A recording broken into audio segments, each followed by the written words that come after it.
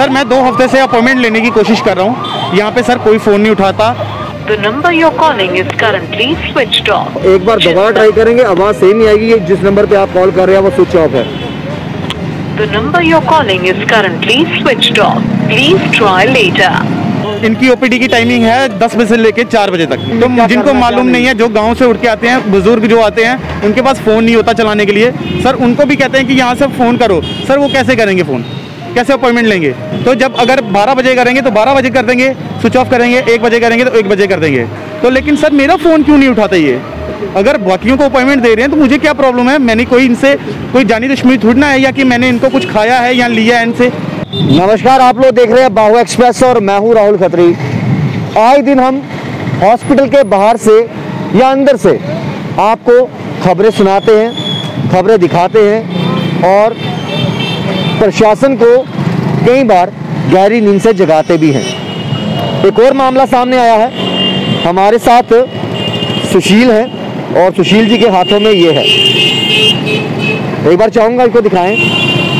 Government medical college hospital Jammu emergency wing. Sushil 24 साल उम्र, 22/6/2021। अब क्या मामला है ये भी आप तक पहुंचाते हैं। लेफ्टिनेंट गवर्नर साहब यहाँ पर कई बार विजिट कर चुके हैं। अटल डुल्लू जी कई बार विजिट कर चुके हैं। और उस विजिट के बाद जब भी मीडिया कुछ सवाल पूछती है, सवाल खड़े करती है, तो यहाँ से ये खबर सामने आती है यहाँ पर सब कुछ ठीक है।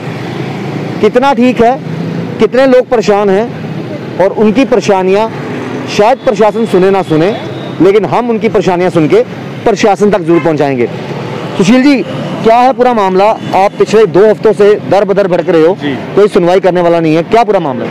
सर पूरा मामला ये है कि मैं यहाँ पे 2 हफ्ते से आ रहा हूँ और सर इन्होंने नंबर दिया हुआ है कि कॉल फ़ोन करके खाली ये पता करें, वो करें, इनसे अपॉइंटमेंट लें। सर मैं 2 हफ्ते से अपॉइंटमेंट लेने की कोशिश कर रहा हूँ, यहाँ पे सर कोई फ़ोन नहीं उठाता।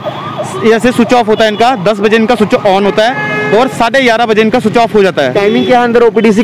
इनकी ओपीडी की टाइमिंग है 10 बजे से लेके 4 बजे तक। तो सर इनका अंदर से स्लिप लेने जाओ तो वो गार्ड बाहर निकालते हैं, कहते हैं बाहर अपॉइंटमेंट नंबर लिखे हुए हैं, अपॉइंटमेंट लो। तो सर वो दिक्के मार के बाहर निकाल देते हैं। तो उनको जब गार्ड से पूरी जानकारी की बात की जाए तो सर वो बात ऐसे करते हैं जैसे कि उनको मतलब वो पता नहीं क्या चीज़ हो कि डॉक्टर से ऊपर जी किस पोस्ट पे बैठे हों। सर ये है। और सर पूरी जानकारी भी नहीं देते हैं, कुछ भी नहीं है। चलो हम तो सर पढ़े लिखे हैं, तो सर जो अनपढ़ बेचारे यहाँ पे आते हैं तो जिनको मालूम नहीं है, जो गांव से उठ के आते हैं, बुजुर्ग जो आते हैं, उनके पास फ़ोन नहीं होता चलाने के लिए। सर उनको भी कहते हैं कि यहाँ से फ़ोन करो। सर वो कैसे करेंगे फ़ोन, कैसे अपॉइंटमेंट लेंगे? सर ये एक चीज़ तो इनकी गलत है, पहली बात। और सर और फ़ोन जो नहीं उठाते, ये तो पहले ही बहुत ज़्यादा गलत बात है कि फ़ोन नहीं उठाते।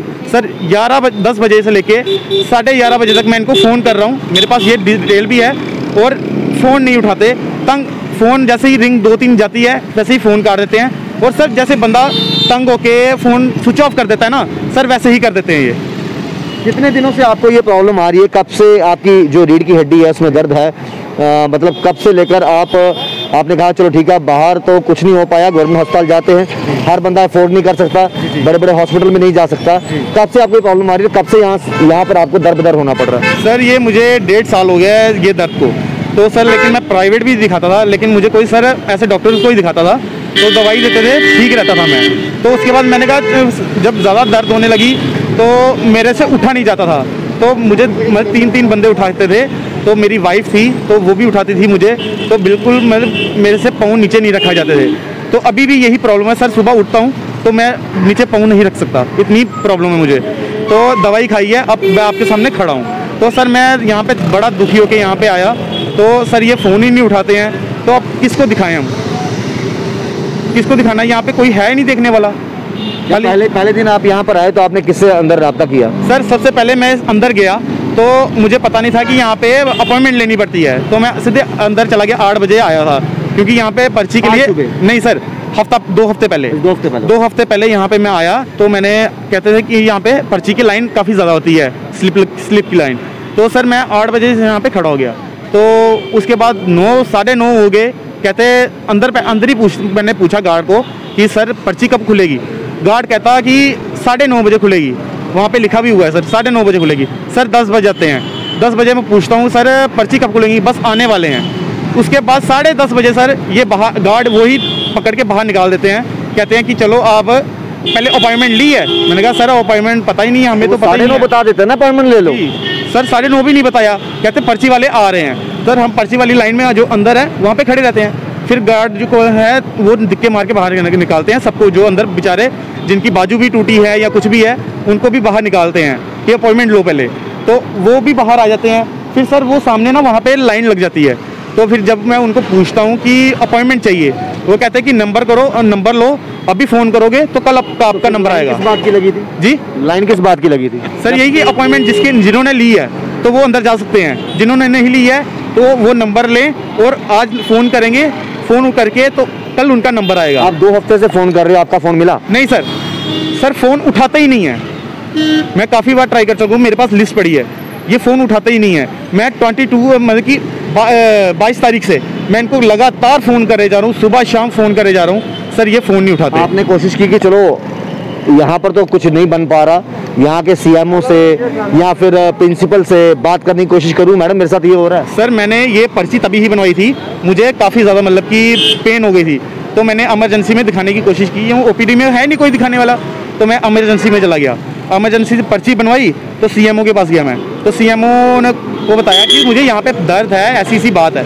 वो कहते हैं आपको ओपीडी में दिखाना चाहिए। मैंने कहा मैम ओपीडी में देख रहा कोई नहीं है, तो मैम इसलिए मुझे अर्जेंट यहाँ पे आना पड़ा है। तो मैम ने क्या किया कि यहाँ पे 2 नंबर का लिख के कि आप 2 नंबर कमरे में चले जाओ। मैं वहाँ पे चला जाता हूँ, तो वहाँ पे डॉक्टर पूछते हैं क्या बात है क्या नहीं है। मैं उनको कहता हूँ सर ऐसी सी बात है।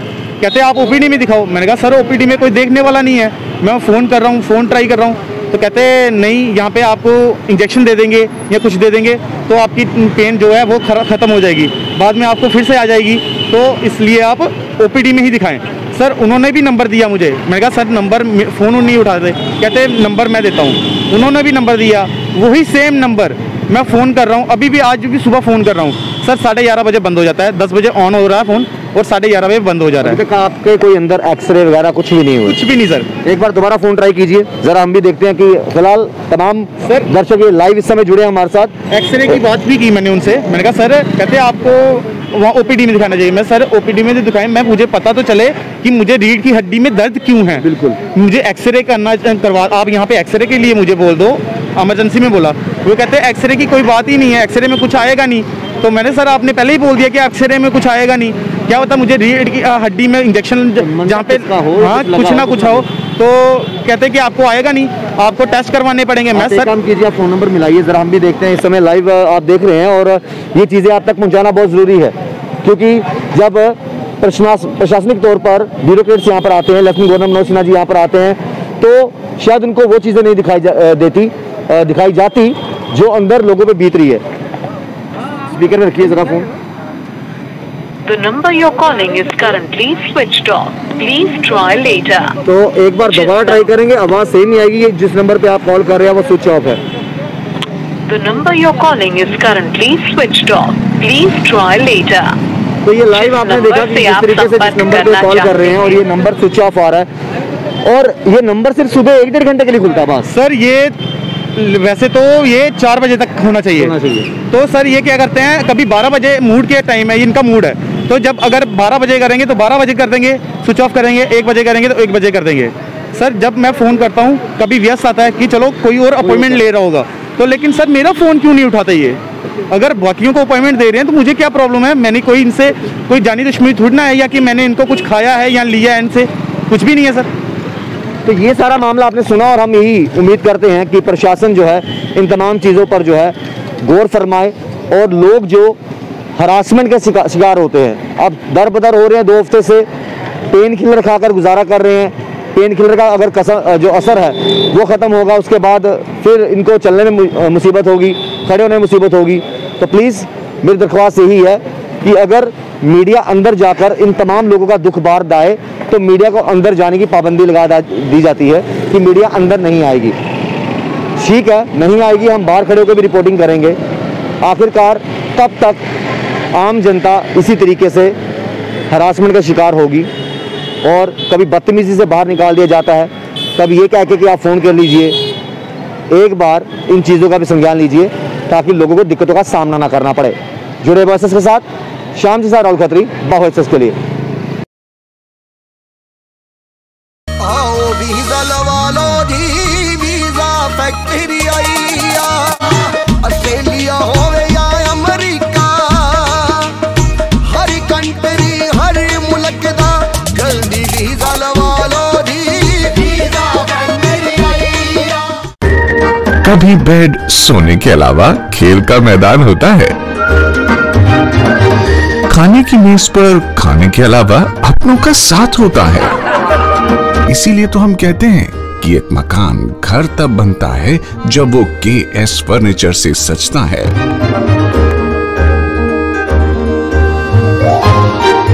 रिश्तों की मिठास का एहसास KS फर्नीचर के साथ।